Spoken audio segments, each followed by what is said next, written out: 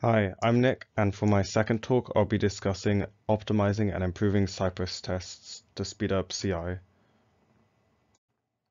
Currently, CI covers most common user interactions and thoroughly tests them.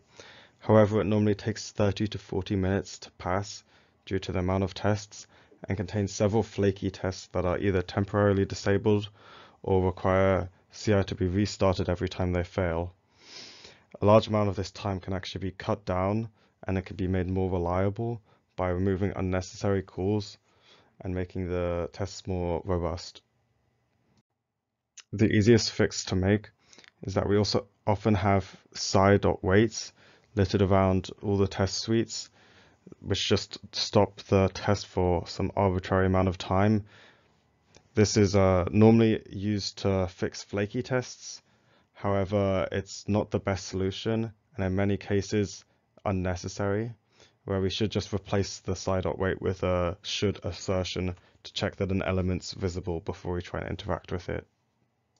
Unfortunately, not all the cases are so trivial.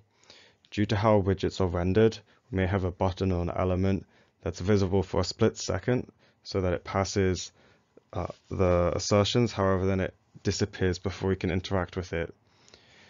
To fix this in most cases, you can use Cypress actions to directly talk with the server and send an uno command instead of navigating and testing the other aspects of the UI at once.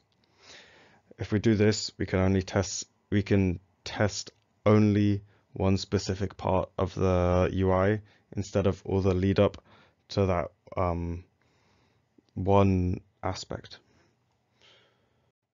The final and perhaps the largest pain point is that Cypress tests are opening and closing a new document in between every single test.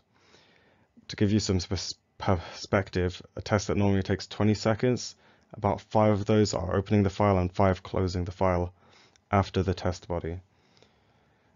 This is often not even needed. For example, we could open a document that tests bold, then without closing the document, we can test on a separate bit of text if the italic works. And doing that, we already saved 10 seconds of opening and closing documents. Right now, we can resolve this by chaining similar tests that don't require so much cleanup together. But for more messy tests or larger and complex ones, we can use Cypress actions to store the state of the document before the test, and then after the test is done, we can restore that, which is much faster than opening a new document and closing it. Thanks for listening to my talk about how we can optimize Cypress tests.